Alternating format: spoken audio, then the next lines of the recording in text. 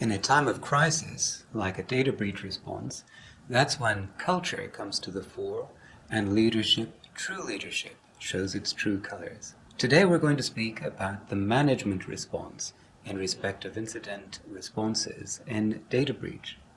So let's ask the question first, should a data breach be notified? Now, this is different to the legal question of whether a data breach response must be notified.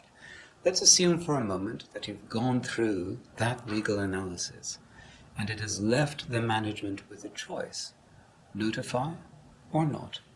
What should you do?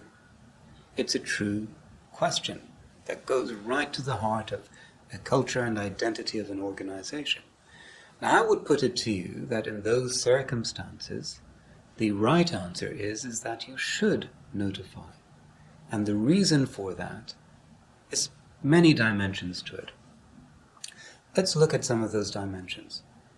First, look at it from a positive and from a negative point of view. If you look at a data breach nowadays as something you know is going to happen, rather than something that might happen, the only question is when.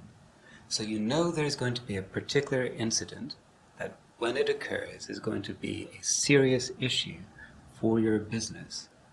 And then the question for you as a management of that business is how you are going to respond to that. Are you going to respond in a way that is positive, that supports the brand identity that you have, that shows the care that you have for your customers and for your clients? Or are you going to respond by trying to hide that and trying to avoid the consequences? So when a data breach incident happens, it is a crisis, but it is a moment when management can show their ethics, accountability, and culture in how they respond to that crisis. And if that aligns to brand reputation, then you are not compounding the error that may be at the root cause of the data breach. In fact, you're showing the good adult response necessary to bad things when they happen. There's also a more negative way of looking at this, which is in this day and age, it is very unlikely that any data breach of any particular magnitude is going to remain a secret. So in circumstances where there is a significant data breach, again, it's more a question of when that comes into the public domain. It may do so by virtue of a regulatory notification. It may do so in the course of an investigation or inquiry into another matter where it becomes disclosed. It may do so because of a disgruntled person within the organization or an affected data subject outside. But as sure as night follows day for any significant incident, it is likely to come to light. And how is that going to play in the court of public opinion? So there are positive and defensive reasons why having a culture of proactively responding to data breaches with the primacy of the protection of the interests of data subjects at the heart of that policy is a good culture and principle to follow within an organization. Now, putting that to one side, in a circumstance where a data breach response is going to be notified, whether because it's required by law or regulation, or whether it's because that is the culture and the policy of the organization itself, what are the priorities that management should follow when making that response? Well, there are three key priorities: speed, accuracy, and transparency. So let's look at speed. Now, in many regulatory regimes, there's often a time frame within which a notification needs to be made, and that time frame can be as short as 72 hours under GDPR, or sometimes longer to 30 or 60 days. But in many circumstances, there is a time frame within which you are required to operate by law.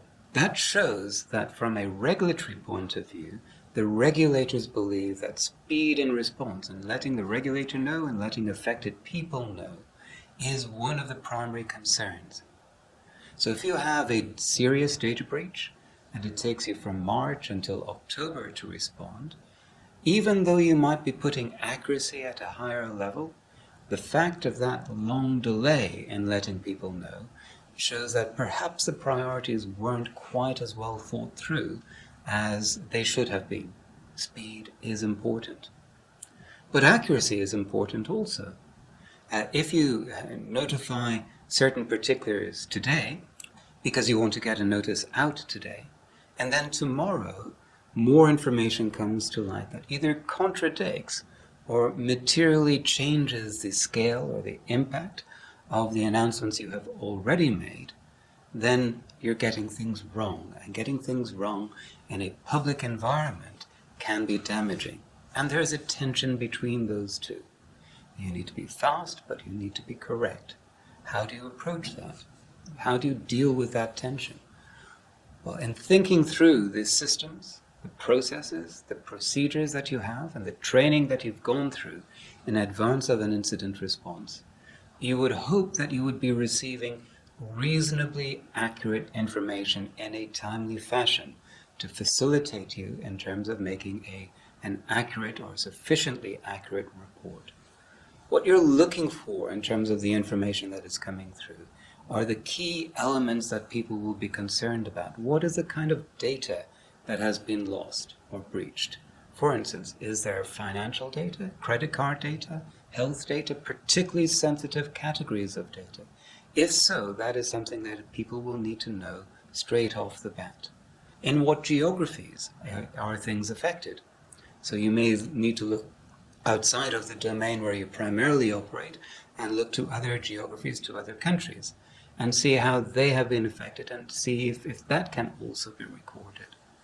What kind of records? What's the scale and the size of the records that have been damaged? There's nothing worse than saying that there is only a loss of a certain amount of data records, where a little time later you have to notify the fact that in fact it is 2 times, 3 times, 4 times, or some multiple of that number of records that has been lost.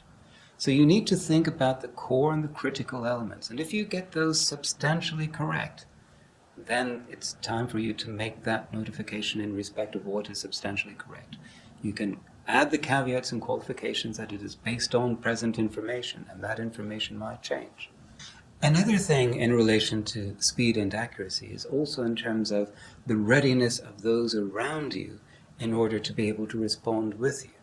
So if, for instance, you provide hotline numbers for people to raise questions and receive responses in respect of how they are individually affected, well, those hotline numbers, they need to be staffed. And the people who attend them need to be trained in terms of how to respond.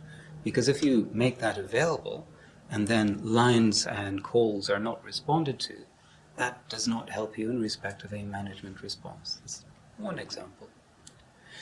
The other tension that's at the heart of the management response is the tension between being transparent and showing that you're being as open as you can in respect of the information that's available to you, and the tension between that and legal liability, and making admissions that may increase legal liability in terms of subsequent legal proceedings or investigations. And there is a balance to be made there. In some ways, the management needs to have a clear view and a clear philosophy about whether they're going to put transparency and looking after clients and customers and looking after any loss that they may incur over admissions that may result in a particular kinds of liability. One of the things you can say is that in a regulatory response, generally, principles of transparency and accountability are positive factors that are taken into account in respect of regulatory investigations. There's no right or wrong answer about these. The tension between transparency and legal liability, the tension between speed and accuracy. It's very difficult to get a 100% outcome on all of those parameters. You're looking for a good balanced scorecard on this. And if you have had the training and the systems in place and the trial runs in respect of how you approach these particular issues, if you have an incident response team that is fully engaged and ready to support in respect of an incident when it happens, then you're ahead of the pack in terms of being able to show the culture, the accountability, and the ethics that an organization would wish to show and demonstrate in their management response.